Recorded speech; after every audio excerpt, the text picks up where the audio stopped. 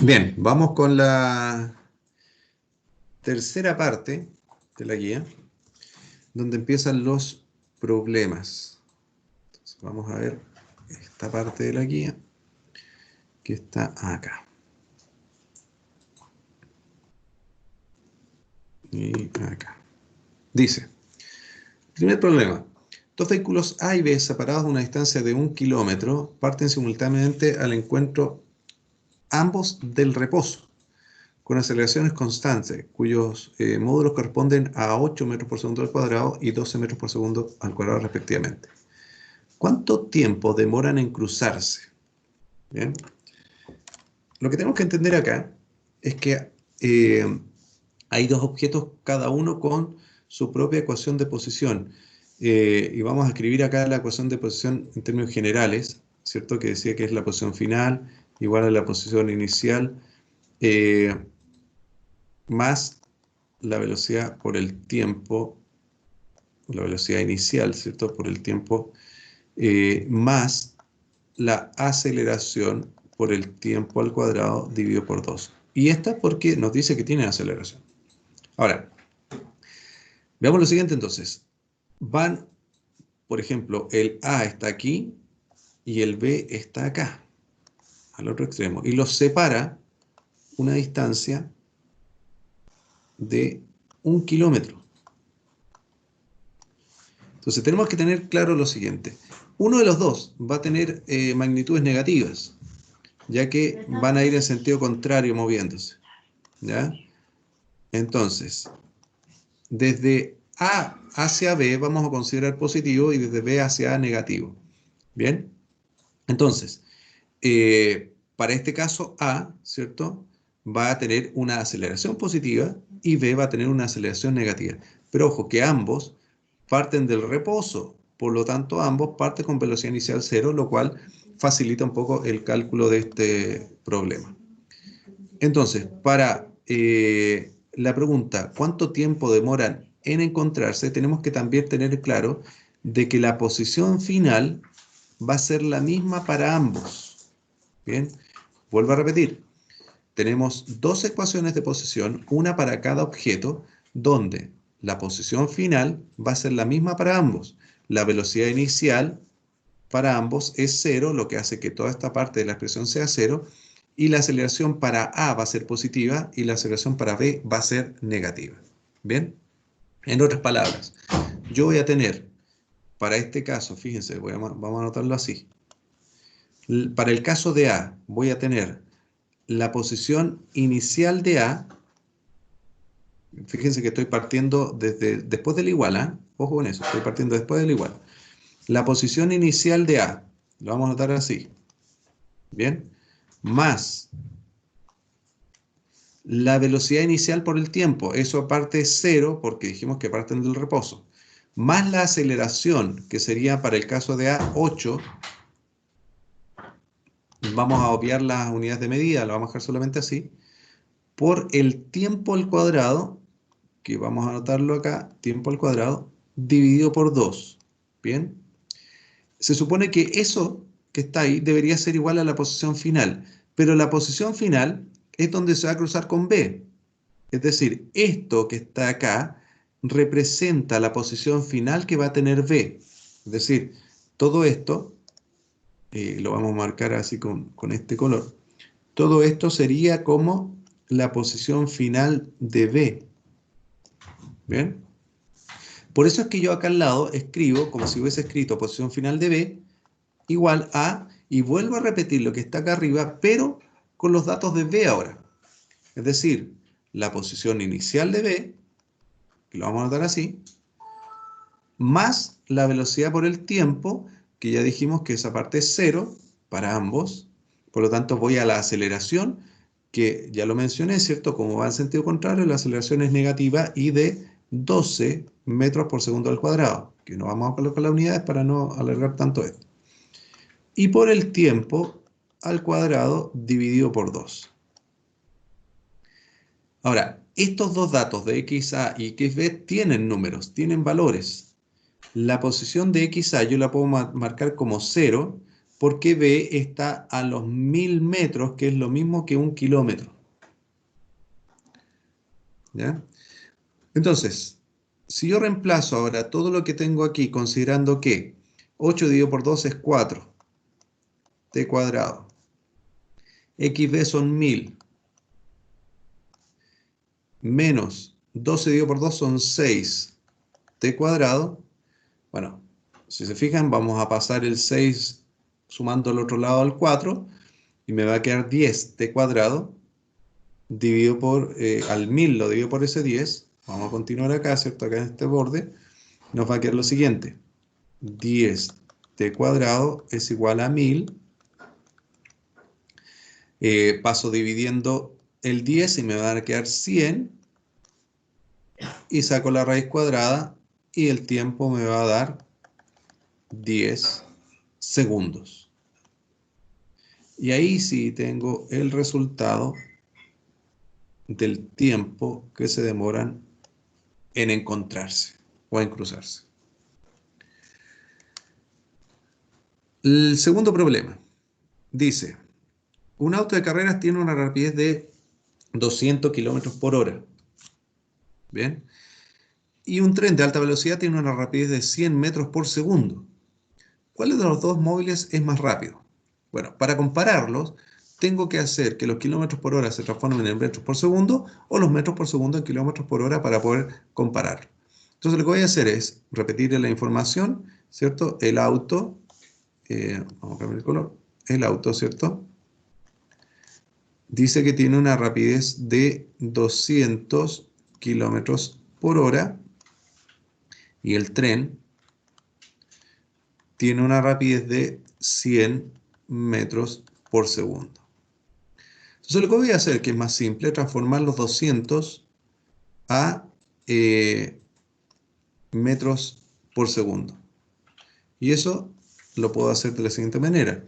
Los 200 kilómetros son 200.000 metros en una hora, que una hora en segundos son 3600 segundos. Al hacer este cálculo, ¿cierto? El resultado va a ser 55,5 metros por segundo. Y ahí está. Si los comparo, ¿cierto? Obviamente, y lo vamos a anotar acá, el tren es más rápido. Bien. Importante anotar respuestas concretas, ¿ya? No solamente dejar los cálculos, porque ahí se hizo el cálculo, pero no se ha dado respuesta. Pero ahí ya puse la respuesta. El tren es más rápido. Número 3. Dice, una partícula se mueve a lo largo del eje X, que se mueve a lo largo del eje X, se localiza con una posición inicial de 12 metros en un tiempo de 1 segundo y una posición final de 4 metros en un tiempo de final de 3 segundos. ¿Ya? Encuentra el desplazamiento, velocidad media y rapidez media durante todo ese intervalo de tiempo. ¿Bien? Entonces, el desplazamiento,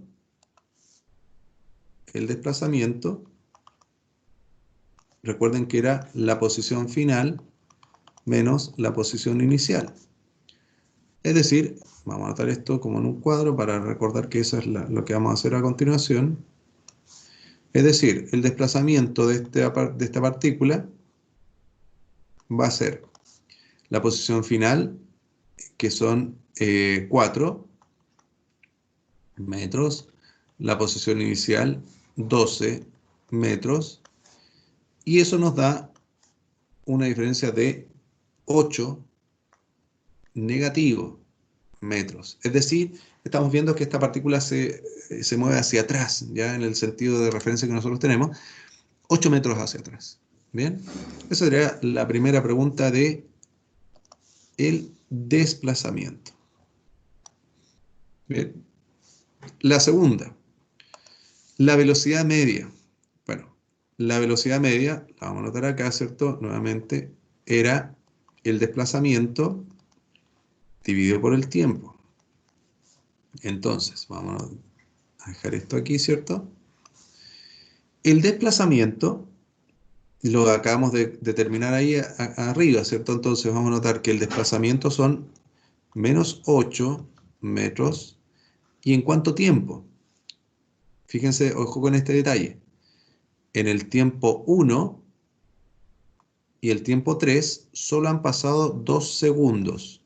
Por lo tanto, la velocidad media es de 4 metros por segundo. Negativo. Y ahí tenemos la segunda pregunta, velocidad media.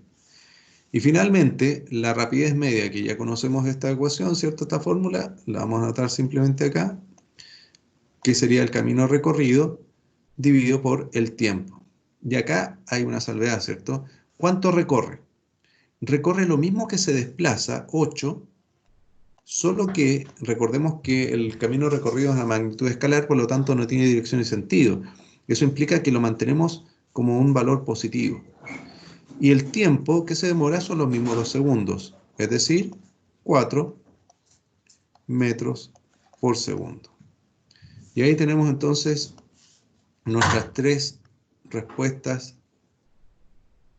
a lo que estábamos preguntando. Perdón que se me abrió otra página aquí, nada que ver.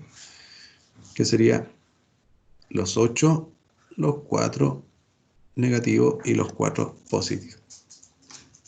Bien. Seguimos. Una pelota dejada caer desde una cornisa de un edificio, o sea, se deja caer desde la cornisa de un edificio, y al pasar por una ventana, registra una velocidad de 10,8 metros por segundo, hacia abajo. Bien. ¿A qué distancia se encuentra la cornisa de la ventana?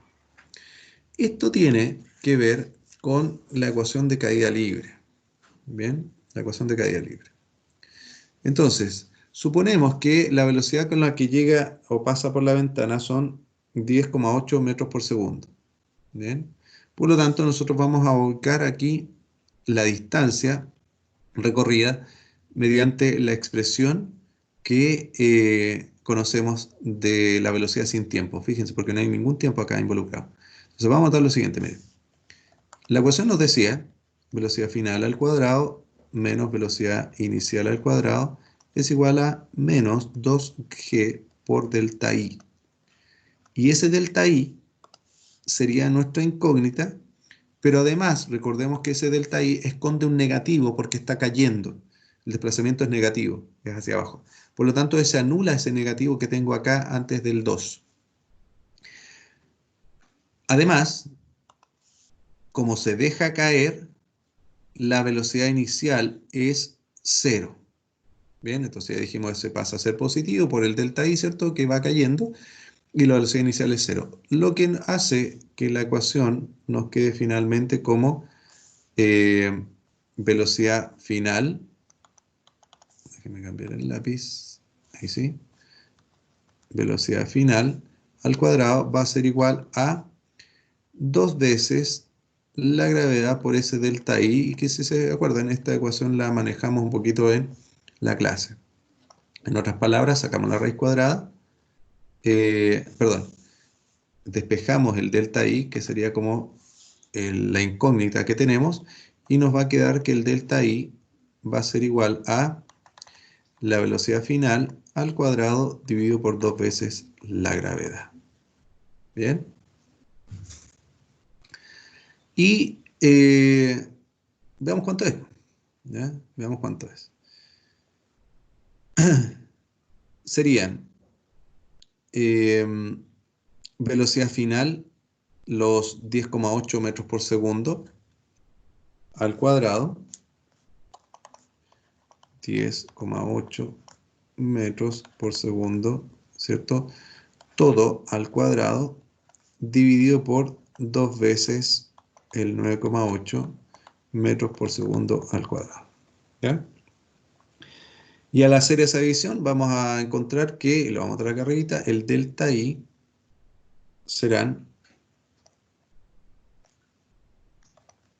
5,8 95 metros.